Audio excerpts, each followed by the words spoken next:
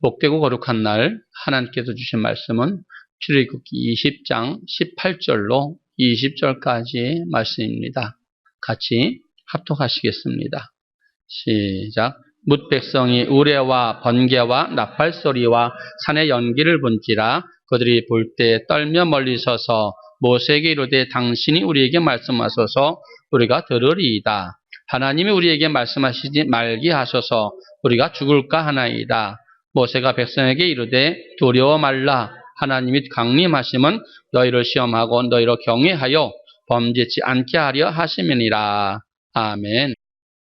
오늘은 지난 시간에 이어서 우리를 시험하시는 하나님이라는 말씀의 제목으로 두 번째 시간을 갖겠습니다. 많은 은혜 받으시기 원합니다. 오늘 본문은 하나님께서 시내산에 강림하셔서 이스라엘 백성들에게 말씀을 반포하시는 사건의 장면입니다. 하나님의 음성을 듣게 된 이스라엘 백성들은 두려움에 사로잡혀서 모세에게 부탁을 하지요. 하나님 말씀을 직접 들게 하지 말고 모세 네가 하나님 말씀을 듣고 우리에게 알려달라고 하나님께서 직접 말씀하시지 말게 해달라고 간청하는 장면입니다. 이때 하나님께서 모세에게 하신 말씀이 이렇습니다. 두려워 말라. 하나님께서 너희를 시험하시고 너희로 경외하게 하는 것은 너희로 범죄치 않게 하게 하려 하심이라고 말씀하고 있습니다. 이는 하나님께서 자기 백성을 하나님께서 통치하시는데 말씀으로 통치하시고 또한 말씀으로 시험하신다는 것을 잘 알려주는 사건인 것입니다. 일찍이 하나님은 아브라함에게 이스라엘 민족을 택하시고 애굽에서 구원해 주시겠다고 말씀하셨습니다. 그 약속을 하나님께서 이루시기 위해서 애굽의 압제에서 이스라엘 백성들을 모세를 통해서 이끌어 내십니다. 이는 하나님께서 주의 종을 택한 목적과 구속하신 그들을 하나님께서 구원하신 목적이 무엇인지를 우리에게 알려주는 말씀이 출애굽기 3장 12절의 말씀인 줄 믿습니다. 출애굽기 3장 12절 말씀을 보시겠습니다. 하나님이 가라사대 내가 정녕 너와 함께 있으리라. 내가 백성을 애굽에서 인도하여 낸 후에 너희가 이 산에서 하나님을 섬기리니 이것이 내가 너를 보낸 증거니라. 아멘. 이 말씀인즉 하나님께서 이스라엘 백성들을 택하시고 애굽에서 구원하신 목적이 하나님을 섬기게 하기 위함이라고 말씀하심을 볼 수 있습니다. 그들로 하나님을 섬기게 하는 것이 또한 모세를 보낸 하나님께서 주의 종을 택하신 목적이라고 말씀하심을 볼 수 있지요. 이는 하나님께서 맡긴 하나님께서 맡긴 성도들로 하여금 하나님을 잘 섬기게 하는 것이 참 주의 종의 사명이라고 말하는 것과 같습니다. 또한 하나님은 이스라엘 백성을 택하시고 그 구원받은 것에 그치지 아니하시고 그 택하신 자들로 언약의 말씀, 곧 십계명을 주시고 그 명령대로 그 법대로 하나님을 섬기게 하는 걸 또 우리가 볼 수 있습니다. 그것이 하나님께서 이스라엘 백성에게 시내산에서 명하신 십계명, 곧 언약이라고 말하고 있습니다. 하나님께서 출애굽한 이스라엘 백성을 시내산 앞에 장막을 치게 한 후에 모세를 산으로 불러올려서 하나님께서 불같은 음성을 주셨습니다. 그 출애굽기 19장 4절로 6절까지의 말씀입니다. 우리 같이 합독하시겠습니다. 시작. 나의 애굽 사람에게 어떻게 행하였음과 내가 어떻게 독수리 날개로 너희를 업어 내게로 인도하였음을 너희가 보았느니라. 세계가 다 내게 속하였나니 너희가 내 말을 잘 듣고 내 언약을 지키면 너는 열국 중에서 내 소유가 되겠고 너희가 내게 대하여 제사장 나라가 되며 거룩한 백성이 되리라. 너는 이 말을 이스라엘 자손에게 고할지니라. 아멘. 이 말씀인즉 하나님께서 압제받던 이스라엘 백성들을 애굽에서 구원해내실 때 10가지 재앙을 보여주시고 구원해내십니다.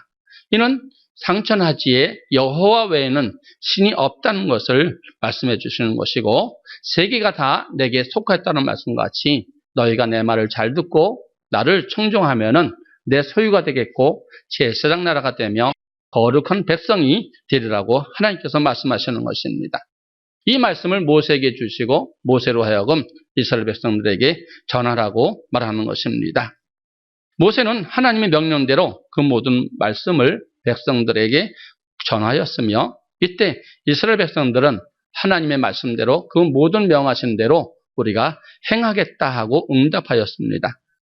이 약속대로 하나님은 제3일에 시내산에 강림하셔서 모세를 부르시고 언약의 말씀을 선포하신 내용입니다. 그 말씀이 출애굽기 20장이며 성경에 기록된 율법의 가장 기본이자 핵심인 십계명을 말합니다. 이 십계명이 우리에게 하나님을 섬기게 하는 언약이며 그 법이라는 것이죠. 이때 하나님은 그 음성으로, 불같은 음성으로 친히 말씀하셨고 백성들은 이 음성을 들었을 때 심히 두렵고 떨었다고 말합니다.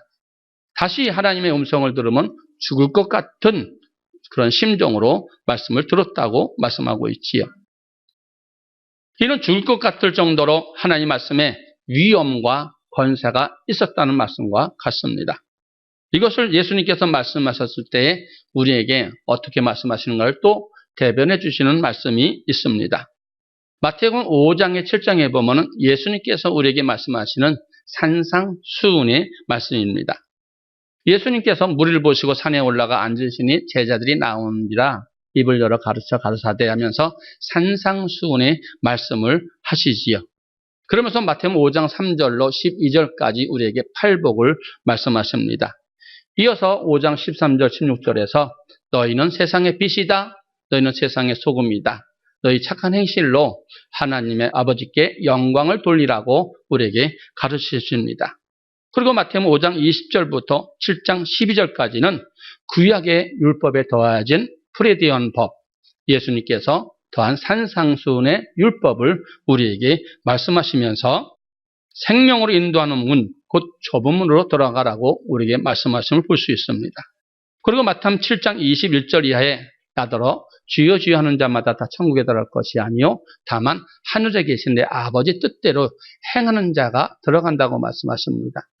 그러므로 누구든지 나의 이 말을 듣고 행하는 자는 그 집을 반석 위에 지은 지혜로운 사람과 같으니 이는 주초를 반석 위에 세운 거로 비가 내리고 창수가 나고 바람이 불어도 무너지지 아니하되 하나님의 말씀을 듣지 않고 행하지 아니한 자는 그 집을 모래 위에 지은 어리석은 사람과 같아서 비가 내리고 창수가 나고 바람이 불면 그 집에 부딪혀서 무너짐이 심하다고 말씀하심을 볼 수 있습니다.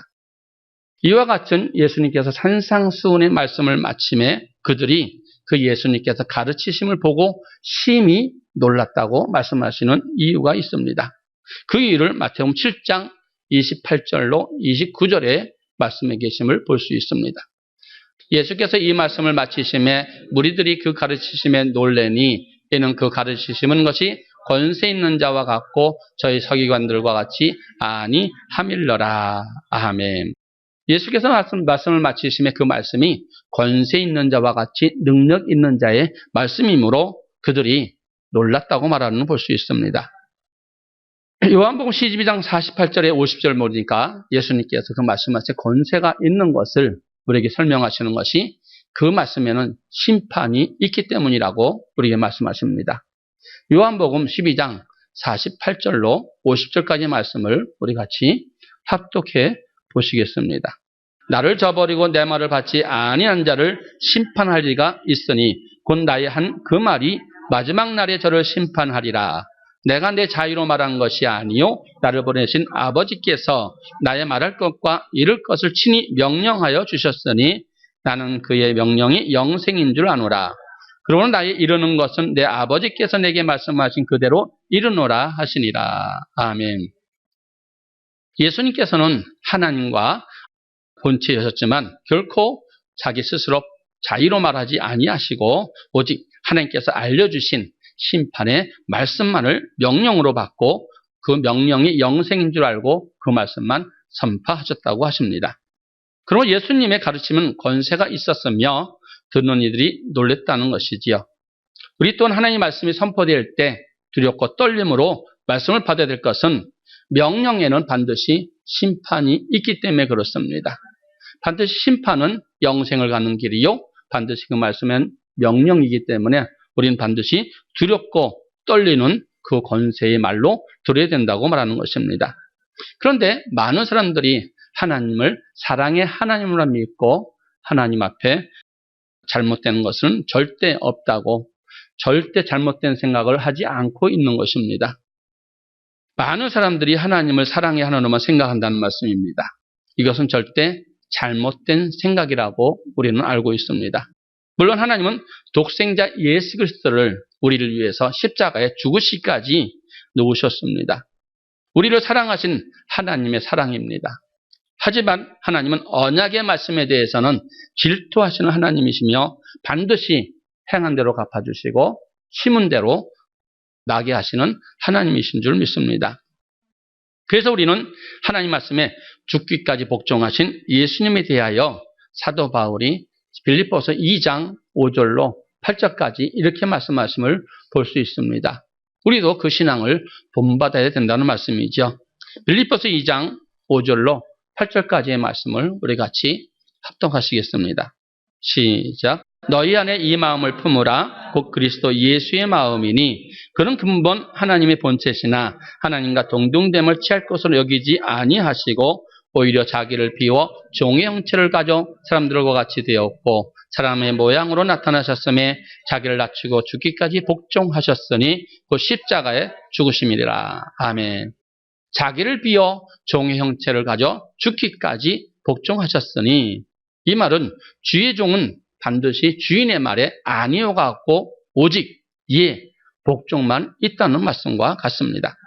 따라서 이 말씀은 주의 종이 주인에게 복종하듯이 예수 그리스도께서 하나님 말씀에 죽기까지 복종한 것 같이 우리도 하나님의 명령인 말씀이 선포되면 죽기까지 복종해야 된다는 말씀과 같습니다. 그러나 복종하라고 말한다고 해서 무조건 아무 말이나 복종해서는 아니 되는 것입니다. 얘는 그 말에 복종할 만한 권세가